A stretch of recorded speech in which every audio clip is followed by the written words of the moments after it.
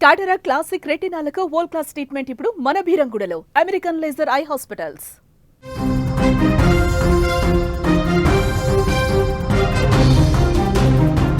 కడప జిల్లా ప్రొద్దుటూరులో కన్న తల్లి ప్రభుత్వ ఉపాధ్యాయురాలు లక్ష్మీదేవిని దారుణంగా చంపిన కొడుకు యశ్వంత్ రెడ్డి కేసులో విచారణ ముమ్మరంగా కొనసాగుతుంది. ఈ విచారణలో భాగంగా కొన్ని విస్తుపోయే నిజాలు బయటకు వస్తున్నాయి. పోలీసులు విచారించిన కొద్దీ ఎన్నో షాకింగ్ విషయాలు తాజాగా వెలుగులోకి వస్తున్నాయి. డబ్బు ఇవ్వలేదన్న ఒకే ఒక్క కారణంతో కనికరం లేకుండా గొంతు కోసి చంపేశాడు ఈ దుర్మార్గుడు. తన హత్యకు తానే కారణమైన ఆ కొడుకు ఏమాత్రం పశ్చాత్తాపం చెందలేదు. హత్య చేసినటువంటి తర్వాత అతడు ప్రవర్తించిన తీరు చూసి స్థానికులే కాదు అక్కడికి వచ్చిన పోలీసులు కూడా నివ్వెరపోయారు. ఎందుకంటే హత్య చేసిన తర్వాత అక్కడ ఇంట్లో హాల్లో కూర్చొని దర్జాగా హెడ్ ఫోన్స్ పెట్టుకొని పాటలు వింటూ వెకిలి చేష్టలతో వెకిలి నవ్వులు నవ్వుతూ అక్కడ యశ్వంత్ కూర్చున్నట్టుగా తాజాగా తెలుస్తుంది. యశ్వంత్ హైదరాబాద్ నుంచి కేవలం తల్లిని చంపడానికే వచ్చాడా అన్న అనుమానాలు ఇప్పుడు వ్యక్తమవుతున్నాయి. డబ్బులు ఇవ్వడానికి తల్లి నిరాకరించడంతో తన వెంట తెచ్చుకున్న కత్తితో హత్యకు తెగబడ్డాడు. ఇక ఉదయం రాగానే ఇంట్లో పరిస్థితులను గమనించాడు. తండ్రి విజయభాస్కర్ రెడ్డి బెడ్రూమ్లో ఉన్న సమయం చూసి బయటకు రాకుండా గడియ పెట్టాడు. ఆ తర్వాతే కత్తితో తల్లి గొంతు కోసి చంపాడు.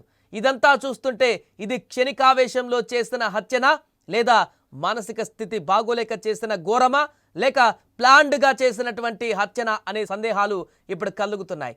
కారణం ఏదైనా తల్లిని చంపిన తర్వాత యశ్వంత్ ప్రవర్తించినటువంటి తీరు ఇప్పుడు అందరికీ ఆశ్చర్యాన్ని కలిగిస్తోంది.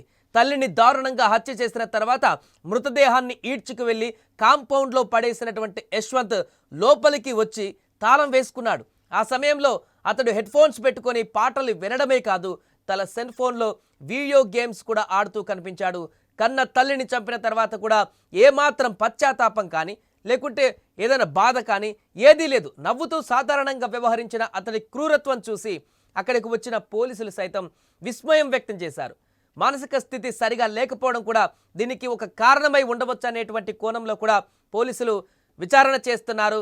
ఇక నిజానికి పోలియో బాధిత అయినటువంటి లక్ష్మీదేవి కాళ్ళు సరిగా లేకపోయినా కూడా ఆ లోపాన్ని అధిగమించి కష్టపడి ఉపాధ్యాయురాలి ఉద్యోగాన్ని సంపాదించింది. భర్తకు సరైన ఉపాధి లేకపోయినా లక్షలు ఖర్చు పెట్టి కొడుకును చదివించింది. అంత కష్టపడి పెంచితే తనను చంపుతాడని కలలో కూడా ఊహించలేదు ఆ లక్ష్మి. ఉద్యోగం లేని కొడుకును గత 4 ఏళ్లుగా వేలకు వేలు పంపి పోషించినా కూడా ఆ కన్న తల్లి ప్రేమకు, ఆమె చేసిన త్యాగానికి యశ్వంత్ ఇచ్చిన బహుమతి ఇది అంటూ స్థానికులు, బంధువులు కూడా ఆవేదన వ్యక్తం చేస్తున్నారు. ప్రస్తుతం యశ్వంత్ను పోలీసులు విచారిస్తున్నారు. అలాగే నేడు లక్ష్మికి అంత్యక్రియలు కూడా అక్కడ జరగనున్నాయి.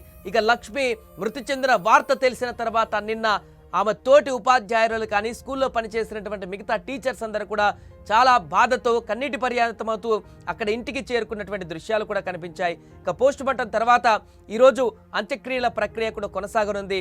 దీంతో లక్ష్మి హత్యకు సంబంధించి అక్కడ ఉన్నటువంటి స్థానికులందరూ కూడా, ఆ కాలనీ వాసులందరూ కూడా ఒక్కసారిగా తీవ్ర భావోద్వేగానికి గురవుతున్నారు. యశ్వంత్ తీరు చూసి తీవ్ర భయాందోళనకు కూడా గురవుతున్నారు. కన్న తల్లిని ఇంత దుర్మార్గంగా చంపేటువంటి కొడుకు కూడా ఉంటాడా అనేటువంటి ఆందోళన వారికి వ్యక్తమవుతుంది. ఇలాంటి దుర్మార్గుడిని ఖచ్చితంగా కఠినంగా శిక్షించాలంటూ కూడా వారందరూ కూడా అక్కడ ముక్తఖండంతో ఖండిస్తున్నారు ఈ ఘటనను.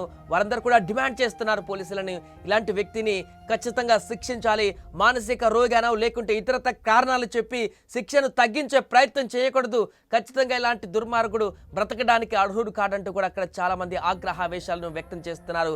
ఏదేమైనా కూడా ప్రభుత్వ ఉద్యోగిగా ఉండి, ప్రభుత్వ టీచర్గా ఉండి 10 మందికి పాఠాలు చెప్తూ 10 మందిని రేపటి భావి పౌరులుగా తీర్చిదిద్దేటువంటి ఉన్నత వృత్తిలో ఉన్నటువంటి ఆ ఉపాధ్యాయురాలని అత్యంత దారుణంగా చంపినటువంటి యశ్వంత్కి అయితే కఠిన శిక్ష పడాలంటూ కూడా అందరూ డిమాండ్ చేస్తున్నారు.